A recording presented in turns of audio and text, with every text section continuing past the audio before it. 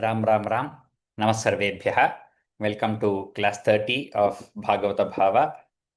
chanting and contemplating the five stutis. गुरुरेव गतिर्गुरुमेव भजे गुरुणैव सहास्मि नमो गुरवे न गुरोः परमं शिशुरस्मि गुरोः मतिरस्ति गुरौ मम पाहि गुरो जन्माद्यस्य यतोऽन्वयादितरतश्चार्थेष्वभिज्ञस्वराट् तेने ब्रह्महृदाय आदिकवये मुह्यन्ति यत्सूरयः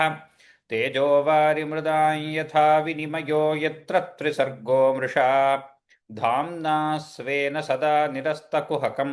सत्यं परं धीमहि. Today we have completed all the five stutis, the chanting. So I will revise. We had not finished the revision of Gajendra Stuti, the recording of the whole stuti. So I will recite the whole of the Gajendra Stuti now, and then we will move forward. Gajendra Uvacha. ॐ नमो भगवते तस्मै यत एतच्चिदात्मकं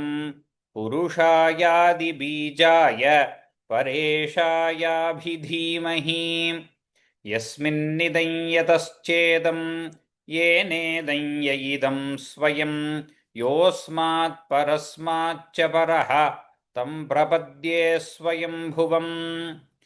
यस्वात्मनीदन्निजमाययार्पितं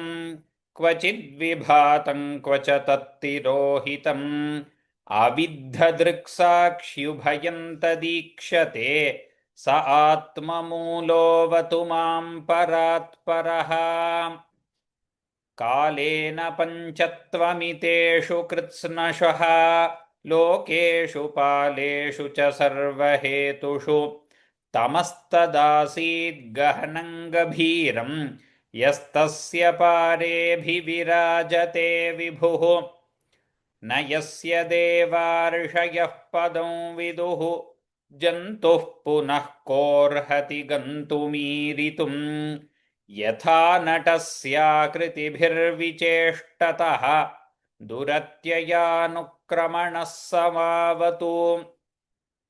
दिदृक्षवो यस्य पदं सुमङ्गलं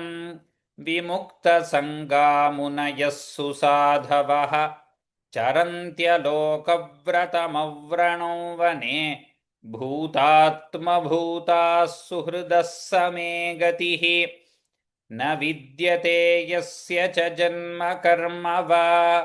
न नामरूपे गुणदोष एव वा तथापि लोकाप्ययसम्भवाय यः स्वमायया तान्यनुकालमृच्छति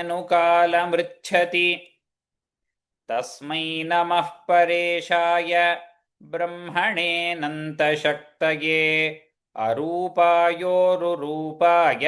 नम आश्चर्यकर्मणे नम आत्मप्रदीपाय साक्षिणे परमात्मने नमो गिरां विदूराय मनसश्चेतसामपि सत्त्वेन प्रतिलभ्याय नैष्कर्म्येण विपश्चिता नमः कैवल्यनाथाय निर्वाणसुखसंविदे नमः शान्ताय घोराय मूढाय गुणधर्मिणे निर्विशेषाय साम्याय नमो ज्ञानघनाय च क्षेत्रज्ञाय नमस्तुभ्यं सर्वाध्यक्षाय साक्षिणे पुरुषायात्ममूलाय मूलप्रकृतये नमः सर्वेन्द्रियगुणद्रष्ट्रे सर्वप्रत्ययहेतवे असताच्छाययोक्ताय सदाभासाय ते नमः नमो नमस्तेऽखिलकारणाय निष्कारणायाद्भुतकारणाय सर्वागमाम्नाय महार्णवाय नमोपवर्गाय परायणाय गुणारणिच्छन्नचिदूष्मपाय तत्क्षोभविस्फूर्जितमानसाय नैष्कर्म्यभावेन विवर्जितागमः स्वयं प्रकाशाय नमस्करोमि मादृक्प्रपन्नपशुपाशविमोक्षणाय मुक्ताय भूरि करुणाय नमोलयाय स्वांशेन सर्वतनुभिर्मनसि प्रतीतप्रत्यग्दृशे भगवते बृहते नमस्ते आत्मात्मजाप्तगृहवित्तजनेषु सक्तैः दुष्प्रापणाय गुणसङ्गविवर्जिताय मुक्तात्मभिः स्वहृदये परिभाविताय ज्ञानात्मने भगवते नम ईश्वराय यन्धर्मकामार्थविमुक्तिकामाः भजन्त इष्टाङ्गतिमाप्नुवन्ति किन्त्वाशिशोरात्यपि देहमव्ययं करोतु मेदभ्रदयो विमोक्षणम् एकान्तिनो यस्य न कञ्चनार्थं वाञ्छन्ति ये वै भगवत्प्रपन्नाः अत्यद्भुतं तच्चरितं सुमङ्गलं गायन्त आनन्दसमुद्रमग्नाः तमक्षरं ब्रह्म परं परेशम् अव्यक्तमाध्यात्मिकयोगगम्यम् अतीन्द्रियं सूक्ष्ममिवातिदूरम् अनन्तमाद्यं परिपूर्णमीडे यस्य ब्रह्मादयो देवा वेदालोकाश्चराचराः नामरूपविभेदेन फल्व्याचकलया कृताः